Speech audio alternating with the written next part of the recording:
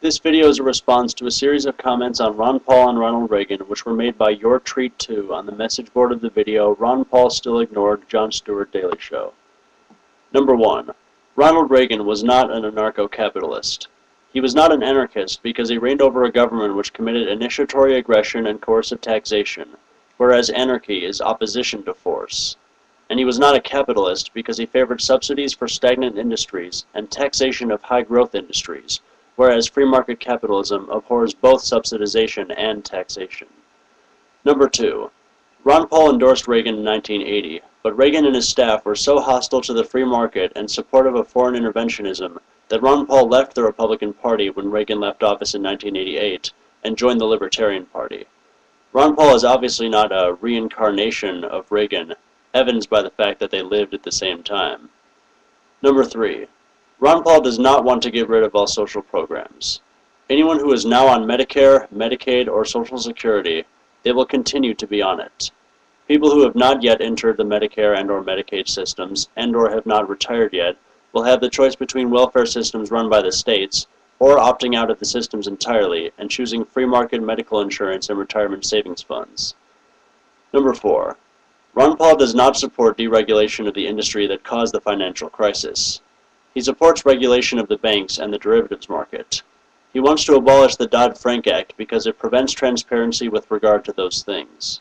If Ron Paul supports deregulation of the banks in any manner, then he supports deregulation of the rules that provide for the deregulation of the banks. Number 5. How is it exactly that you can consider deregulation and huge increases in taxes the same thing? Aren't regulations required to increase taxes? Isn't cutting taxes deregulation because politicians are getting rid of some tax laws? Number 6. Why does getting rid of business taxes mean that there would be no return of business to the United States? Wouldn't businesses want to come here since they would pay less taxes and keep more in profit? Number 7. I'm guessing that when you use the word oligarchy, you're using it in the sense of economic power concentrated in the hands of a small group of people. How is it exactly that you think deregulation and anarchistic capitalism establish economic oligarchy?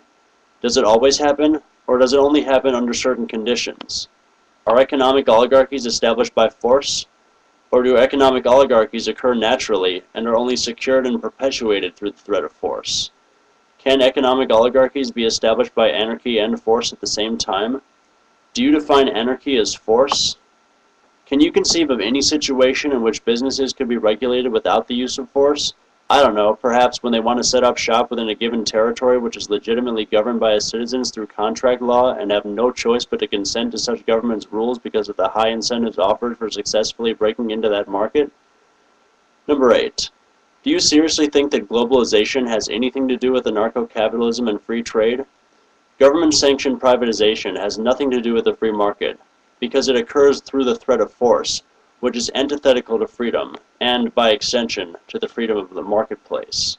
Number 9. You're welcome. Now go cut and paste yourself a copy of An Agorist Primer into your brain.